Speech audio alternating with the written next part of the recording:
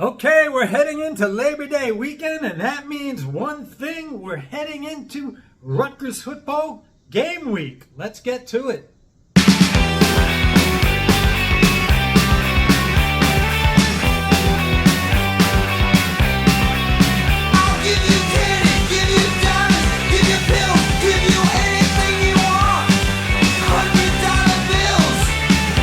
Okay, so we're heading into Labor Day weekend. This is a great week. I absolutely love this time of the year.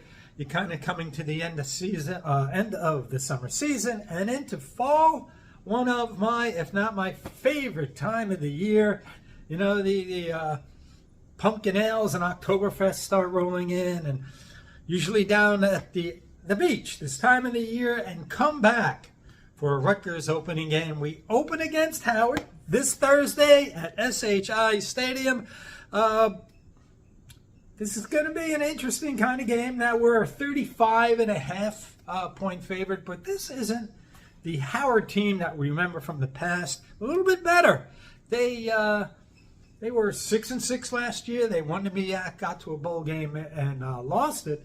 But they like to run the ball. They have a two-headed running back attack, like to play some defense. Wouldn't be shocked if they kind of hung in there for a while, try to eat up some clock, which is what we're trying to do. Although in this game, I feel that we need to, this year, improve upon our passing game. That's no secret there. So don't be surprised if we look to throw the ball around a little bit and test out the new offense. We're going to have to test out, our new and improved wide receiver room. We know we're going to be able to run it. Nonetheless, I would say, if I had to make a prediction, maybe 45-10 Rutgers, maybe Howard scores late in the game to, get a touchdown on the board. Well, maybe they score a little early. We're trying to get used to the game. It's the first game of the year.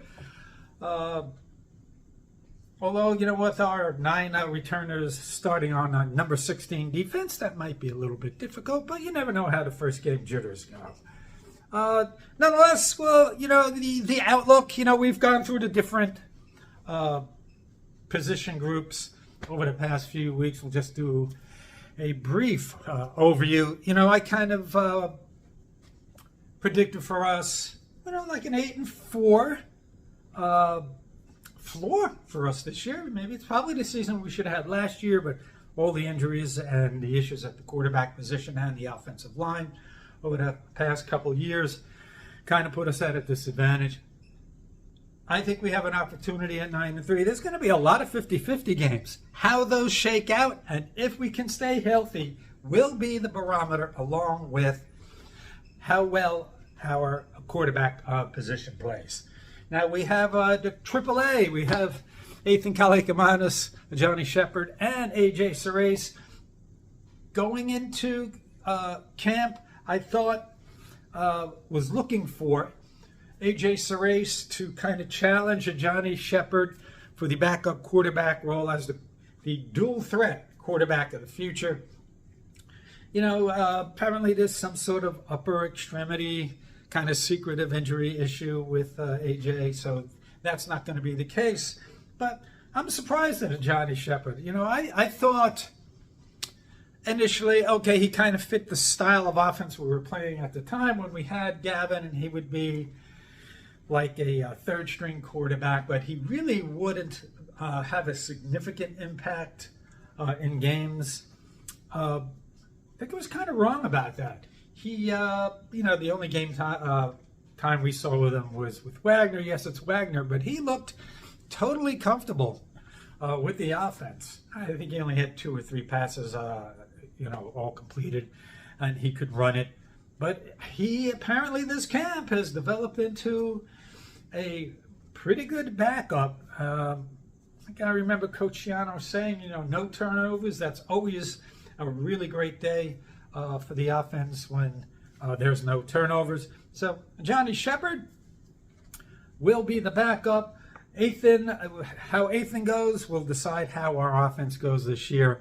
And I'm interested in seeing what we got going on with AJ Serace. Is he developing? How serious is his injury? we return all those starters on defense. Mo Toure being out, Tyrene Powell, it might be out for the first couple games. I really would have liked to see us be able to hit the ground running, literally and figuratively, this season with all our guys in place, how dominant we can be. But things don't always work out that way. The injury bug has not been kind to Rutgers. Daryl Jaboni says he's ready. Said he's ready to go. We have Moses Walker, highly recruited out of New York. Freshman Abram Wright.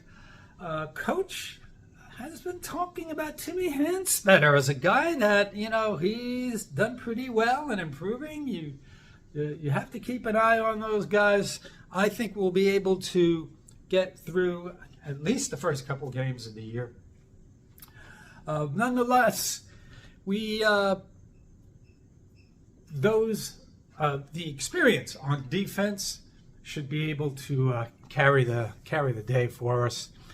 And if you look at what we want to do, play defense and the running back room, Kyle finally getting love from the national media, national press.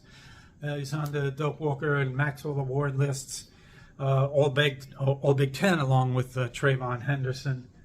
And, of course, we got Sam, as a backup. But I feel this running back room is really interesting because of its depth. Jay-Sean Benjamin will give you that change of pace, but I think people aren't talking about a lot and are kind of sleeping on Gabe Winovich, four-star running back. He's playing at Notre Dame in Lawrenceville this year. Running back coach Demir Shore is going to have his work cut out for him. Do you want a deep rotation of running backs? And will you use them situationally? Now, Winovich reminds me of Jersey Joe Martinek. They have that similar style and size. Martinek was, I think he was 6 foot, 215. Gabe Winovich 6'1", 220. Both really fast. Gabe Winovich, I think, was 4.46 or 4.48 40. Joe Martinek was 4.4. They didn't look like speedsters once they got the ball in their hands, but these guys are fast and physical. I like this and can catch the ball. So it'd be interesting to see how Gabe Winovich develops. He might be a secret kind of weapon to use. And, we talked about the wide receiver position and its depth and how that's going to shake out. Daimir is going to be number one. Christian Dremel in the slot at number 2. Wide receiver 3, a little bit up in the air. Will it be Nassim Brantley? Will it be Ian Strong? Chris Long? We don't know. KJ Duff should be in the mix. Wide receiver 4, Famature. Ben Black as that change of pace speedster. Get him on isolation. Even Dylan Braithwaite. So Dave Brock's got his work cut out for him. Hopefully he gets a little bit of a mad scientist in him and he can plug and play and rotate guys depending on what the game plan is for that day. Offensive line, we've been down the road a bunch of times on the offensive line. The left is set. Holland Pierce at left. Tackle Brian Felter at left guard. Guska Selinskas at center. The right side, a little more up in the air. I'm really interested in seeing not just who starts, but how that rotation goes. It's likely going to be Kobe Asamoah at right guard. Right tackle, Shedrick Rhodes. Can you rotate in Taj White or Reggie Sun? Either way, I think we have some depth, and our situation isn't as desperate as it's been in the past. The offensive line, a little more comfortable with that. Tight ends, Scott Falone working his way up. Tight end coach, need to get more productivity out of the tight end group. It's just been non-existent the past few years. Someone needs to step into into the role. Pass catcher. We can't just be blocking tight ends anymore. No more Johnny Langan. We can't make, design plays just for him. Likely going to be Kenny Fletcher starting, Mike Higgins and Victor Kanaka as backups, Logan Blake. But Kirk Ciarrocca, if he can find a way to get productivity out of the tight end room, that's going to open up our offense. Being able to hit tight end underneath, or even, down the seam. But yeah, a check down, having another check down option wouldn't be so terrible. I think having tight ends that could actually make some plays will help the offense out a lot. So the tight end room is going to be a little bit of a challenge. Any upside whatsoever in productivity whatsoever, that's a positive for the offense. Defensive line led by 6'5", 266 Aaron Lewis, Colin Farrell. He's going to have quite the defensive line. Depth and experience. Wesley Bailey, Keontae Hamilton, Malcolm Bay, transfer from Florida State. Got sophomores Jasir Peterson and Dabrik Abdu. So hopefully we can stay healthy, and we just don't have guys depth. We just don't have depth, so we can fill in for injuries, but hopefully we can scheme up some things where we can rotate guys in and out, keep them fresh, keep the pressure on the quarterback, and get some of those sacks. Corners, really experienced at the top with Robert Longerbeam and Eric Rogers. You got sophomore Bo Masco, got some reps in the Pinstripe Bowl, looked pretty good. Al-Shadi Salam transitioning is just about complete. Who will be the legitimate second option? Last year we had Bo Melton and then Longerbeam. That was a really good 1-2 punch.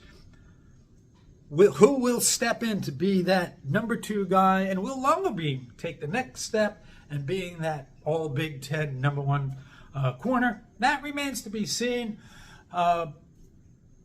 It will help them out a lot if the defensive front 7 can get pressure and get some sacks. Kind of provide some little bit of protection for the back end. Nonetheless, Mark Orphy has a little bit of work to do to help bring these guys together into being a top half of the Big Ten secondary. Fortunately, there's no Ohio State, Michigan, or Penn State this year, so we'll see how that goes against the new Big Ten teams. And, the safety room,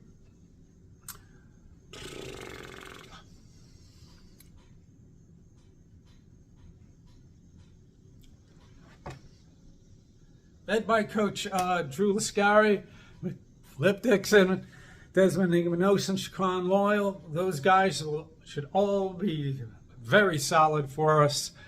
Joe Lasardi. And don't sleep on freshman Kaj Sanders. He might get some playing time this year, so that'll be nice to see some high-end, highly touted talent get on the field sooner. And take this past recruiting class and get that talent into the lineup and push us forward going forward.